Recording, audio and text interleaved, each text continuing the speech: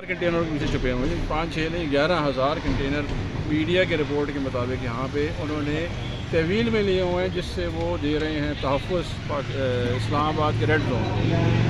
دیکھیں جی، وہ interior minister ہیں، قانون کی عملداری کرانا ان کا فرض ہے، تو سب سے پہلے قانون کا اطلاق ان کا خود ہوتا ہے، اخلاقی طور پہ ان کو خود پیش جانا چاہیے، میرا ذاتی ان کا مشورہ ہے۔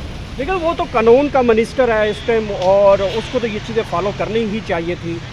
کیا وجہ ہے کہ وہ جو کہتا تھا کہ جی میں تو کسی عدالت میں ان کی طرح دھکے نہیں کھاؤں گا، میں ان کی طرح کسی چار دیواری کے نہیں بھاگوں گا، میں گرفتاریاں دوں گا؟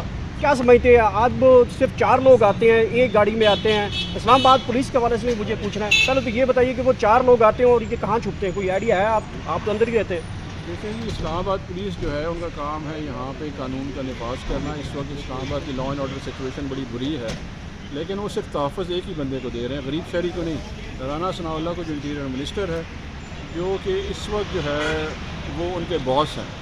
اسلام آباد پولیس کی کارکردگی مجھ سے بہتر آپ جانتے ہیں کہ اسلام آباد میں کیا ہو رہا ہے لا اینڈ آرڈر سچویشن کے حساب سے، اور باقی رانا صاحب جتنا دیر بھاگ سکتے ہیں قانون سے بھاگتے رہیں، کیونکہ دیکھیں ان کے اوپر تو ماڈل ٹاؤن کا بھی کیس تھا، تو کیا ہوا اس ملک میں مے فیئر اپارٹمنٹ جس کے اوپر پوری دنیا ایک کیس ایسا بھی ہے جس کے اوپر پرویز الہی صاحب کہہ رہے ہیں کہ میں دیکھ چکا ہوں، پڑھ چکا ہوں، وہ کیس ہے، اس میں رانا ثناء اللہ کی سزائے موت بھی ہو سکتی ہے۔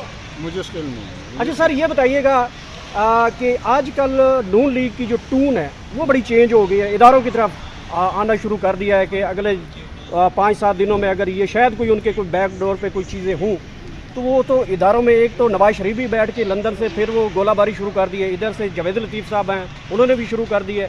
مطلب جب کوئی ان کے اوپر کوئی ہاتھ رکھتا ہے تو وہ ٹھیک ہے، جب ان کو کوئی ہاتھ اٹھاتا ہے تو اس وقت تنقید کیوں ہوگی؟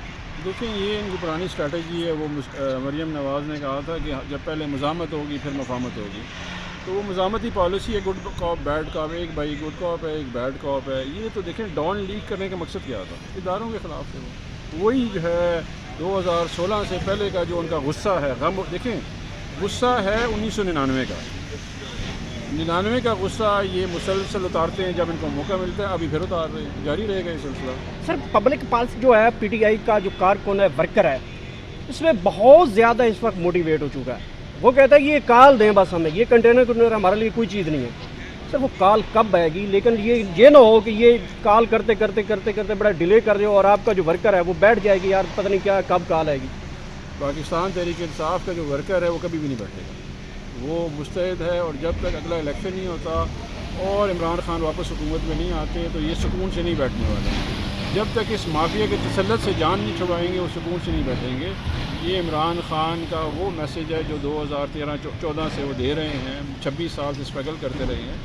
تو عمران جو بھی اس کا کارکن ہے وہ ایک کال شال کے اوپر نہیں ہے کہ کال دے گا تو متحرک ہو جائیں گے، تو کال نہیں دے گا تو متحرک نہیں ہوگی۔ یہ مسلسل جدوجہد ہے جو جاری رہے گی، اور جب تک اس مافیا سے اس ملک کو آزاد نہیں کیا جائے گا وہ جاری رہے گی۔